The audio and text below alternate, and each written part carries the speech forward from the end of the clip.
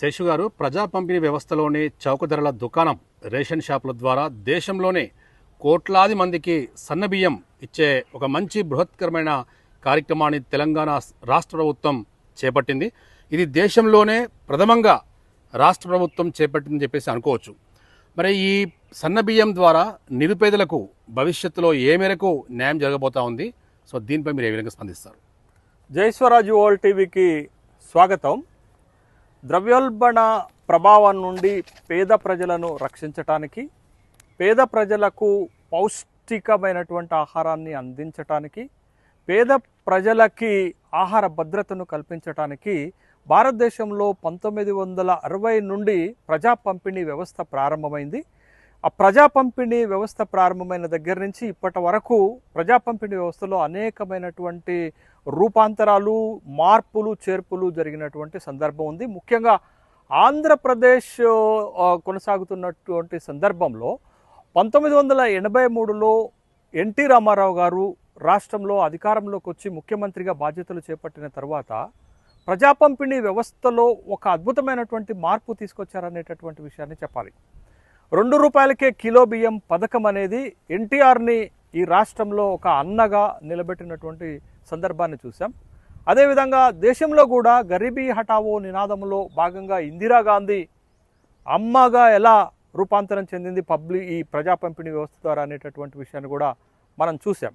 అయితే తెలంగాణ రాష్ట్రంలో మొన్నటి వరకు కూడా ప్రజా పంపిణీ వ్యవస్థ ద్వారా రేషన్ షాపుల ద్వారా దరిదాపు 1 రూపాయికే కిలో బియ్యం ఇచ్చినటువంటి సందర్భంతో పాటు కోవిడ్ లాంటి మహమ్మారి విపత్కరమైనటువంటి పరిస్థితులు వచ్చినప్పుడు కేంద్ర ప్రభుత్వమే దేశంలో ఉన్నటువంటి 80 కోట్ల మందికి ప్రధానమంత్రి గరీబ్ కళ్యాణ్ అన్నా యోజన పథకం ద్వారా ప్రతి వ్యక్తికి 5 కిలోల ఉచిత రేషన్ బియ్యం ఇచ్చేటటువంటి పథకాన్ని కూడా ప్రారంభించింది. ఇది ఒక విప్లవాత్మకమైనటువంటి చర్య పథకంగా మనం భావిస్తుంటే, తెలంగాణలో రేవంత్ రెడ్డి నేతృత్వంలో ముఖ్యమంత్రిగా కాంగ్రెస్ ప్రభుత్వం అధికారంలోకి వచ్చిన తరువాత ప్రజా పంపిణీ వ్యవస్థ ద్వారా దరిదాపు 3,10,00,000 మందికి 17,227 రేషన్ షాపుల ద్వారా సన్న బియ్యాన్ని ఉచితంగా ప్రతి వ్యక్తికి 6 కిలోలు అందించాలనేటటువంటి నిర్ణయం తీసుకోవటం ప్రజా పంపిణీ వ్యవస్థలో ఒక చరిత్రగానే చెప్పాలి, ఒక విప్లవాత్మకమైనటువంటి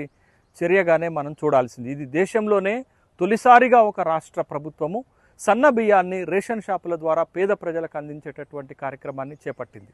అయితే ఇప్పటి వరకు రేషన్ షాపుల ద్వారా దేశవ్యాప్తంగానూ తెలంగాణ రాష్ట్రంలోనూ తెలుగు రాష్ట్రాల్లోనూ దొడ్డు బియ్యాన్ని అందిస్తున్నారు. ఒక్కొక్క దొడ్డు బియ్యాన్ని ఒక్కొక్క కేజీకి ప్రభుత్వం చేస్తున్నటువంటి ఖర్చు 40 రూపాయలు అయితే ఈ దొడ్డు బియ్యాన్ని తినటానికి ప్రజలు ఇష్టపడటం లేదు. దాన్ని రీసైక్లింగ్ రూపంలో 10కి 13 రూపాయలకు మళ్ళా దళారులకు, మధ్యవర్తులకు అమ్మటం వల్ల ప్రభుత్వానికి కోట్లాది రూపాయల నష్టం జరుగుతుంది. ఏ లక్ష్యంతో అయితే ఈ పథకం పెట్టారో ఆ లక్ష్యము నెరవేరటం లేదు. పేద ప్రజలు తినటం లేదు. తరువాత ప్రభుత్వము కోట్లాది రూపాయలతోటి ఈ పథకాన్ని నడుపుతున్నప్పటికీ కూడా ప్రభుత్వానికి కోట్లాది రూపాయల నష్టం జరుగుతుంది. మధ్య దళారులు బాగుపడుతున్నటువంటి సందర్భం ఉన్నది. అయితే ఈ దొడ్డు బియ్యం ఇవ్వటానికి దరిదాపు తెలంగాణ రాష్ట్రంలో 2,85,00,000 మందికి 89 లక్షల ఆహార భద్రతా కార్డులకి పెడుతున్నటువంటి ఖర్చు రాష్ట్ర ప్రభుత్వం ప్రతి నెల దరిదాపు 10,665 కోట్ల రూపాయలు ఖర్చు పెడుతున్నారు. అయితే ఇప్పుడు రాష్ట్ర ప్రభుత్వం ప్రవేశపెట్టినటువంటి ఈ సన్న బియ్యం పథకం ద్వారా ఈ 10,665 కోట్లతో పాటు ప్రభుత్వం పైన మరొక 2,800 కోట్ల రూపాయల అదనపు భారం పడుతుంది.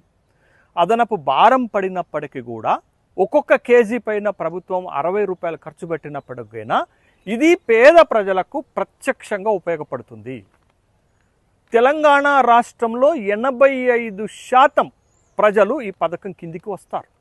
దరిదాపు 3,10,00,000 మందికి ఈ పథకం ద్వారా ప్రతి నెల 6 కేజీల బియ్యము వాళ్ళకు అందుతుంది. కాబట్టి ఈ సన్న బియ్యాన్ని ఉపయోగించుకోవటం వల్ల పేద ప్రజలకు ఆహార భద్రత, పౌష్టిక ఆహారము లభ్యమవుతుందనేటటువంటి విషయాన్ని మనం గమనించాలి. కాబట్టి ఇది పేద ప్రజలకు ప్రత్యక్షంగా ఉపయోగపడేటటువంటి ఒక పథకంగా మనం చూడాల్సినటువంటి అవసరం ఉంది.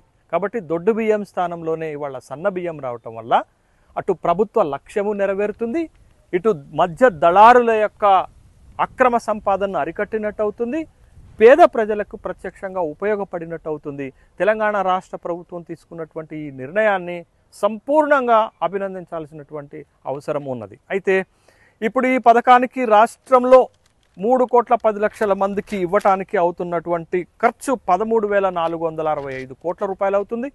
ఈ 13,465 కోట్ల రూపాయల్లో కేంద్ర ప్రభుత్వం తన వాటాగా 5,489 కోట్ల రూపాయలు ఇస్తే రాష్ట్ర ప్రభుత్వం తన వాటాగా 8,033 కోట్ల రూపాయలు ఖర్చు పెడుతుంది. కాబట్టి ఈ పథకము పేద ప్రజల ఆహార భద్రతను కల్పించేటటువంటి ఒక గొప్ప పథకంగానే చూడాలి.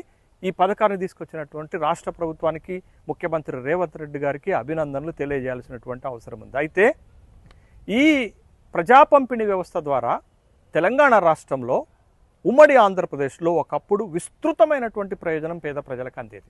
కానీ ఇప్పుడు అందట్లేదు. ఎందుకంటే కేవలం బియ్యం మాత్రమే ఈ ప్రజా పంపిణీ వ్యవస్థ రేషన్ షాపుల ద్వారా అందజేయబడుతుంది. ఒకప్పుడు అమ్మహస్తం కింద ఇదే కాంగ్రెస్ ప్రభుత్వము 9 రకాలైనటువంటి నిత్యావసర వస్తువులను తక్కువ ధరలకి పేద ప్రజలకు అందించేది. ఒకనాడు ఎన్టీ రామారావు గారు 2 రూపాయలకి కిలో బియ్యంతో పాటు ఈ రేషన్ షాపుల ద్వారా, ప్రజా పంపిణీ వ్యవస్థ ద్వారా జనతా వస్త్రాలు కూడా అందించినటువంటి కాలాన్ని మనం చూసాం. కాబట్టి ఇప్పుడు ప్రభుత్వము కేవలం బియ్యానికే పరిమితం కాకుండా ఇవాళ ద్రవ్యోల్బణం, ముఖ్యంగా ఆహార ద్రవ్యోల్బణం పెద్ద ఎత్తున పెరిగిపోతున్నటువంటి ఈ నేపథ్యంలో ప్రభుత్వము ప్రజా పంపిణీ ద్వారా ఇచ్చేటటువంటి నిత్యావసర వస్తువులను విస్తృతపరచాల్సినటువంటి అవసరం ఉంది అనేటటువంటి అభిప్రాయం పేద ప్రజల నుండి వస్తుంది. కాబట్టి బియ్యంతో పాటు గోధుమలు, జొన్నలు, రాగులు, మంచి నూనె, పప్పులు లాంటి 7-8 రకాలైనటువంటి నిత్యావసర వస్తువులను పేద ప్రజలకు తక్కువ ధరకి అందిస్తే మరింత ప్రయోజనం కలిగేటటువంటి అవకాశం ఉంది. కేంద్ర ప్రభుత్వం కూడా ఇదే విధమైనటువంటి ఆలోచన చేస్తుంది, ఇతర రాష్ట్రాలు కూడా ఇదే విధమైనటువంటి ఆలోచన చేస్తుంది. కాబట్టి తెలంగాణ రాష్ట్ర ప్రభుత్వం దేశం మొత్తానికి ఆదర్శంగా నిలబడేటట్టుగా ప్రజా పంపిణీ వ్యవస్థ ద్వారా కేవలం సన్నబియ్యమే కాకుండా ఇతరత్ర నిత్యావసర వస్తువులను తక్కువ ధరలకు అందించి దేశం మొత్తానికి తెలంగాణ రాష్ట్ర ప్రజా పంపిణీ వ్యవస్థ ఒక ఆదర్శంగా నిలబడాలని కోరుకుంటున్నాను. ప్రజల తరపున రాష్ట్ర ప్రభుత్వానికి విజ్ఞప్తి చేస్తున్నాను. కాబట్టి ప్రభుత్వం తీసుకున్నటువంటి ఈ నిర్ణయాన్ని పేద ప్రజల పక్షాన సంపూర్ణంగా ఆహ్వానిస్తూ ప్రజా పంపిణీ వ్యవస్థని, రేషన్ షాపుల ద్వారా ఇచ్చేటటువంటి నిత్యావసర వస్తువులను విస్తృతపరచాల్సిందిగా రాష్ట్ర ప్రభుత్వానికి జై స్వరాజ్ వరల్డ్ టీవీ ద్వారా విజ్ఞప్తి చేస్తున్నాను.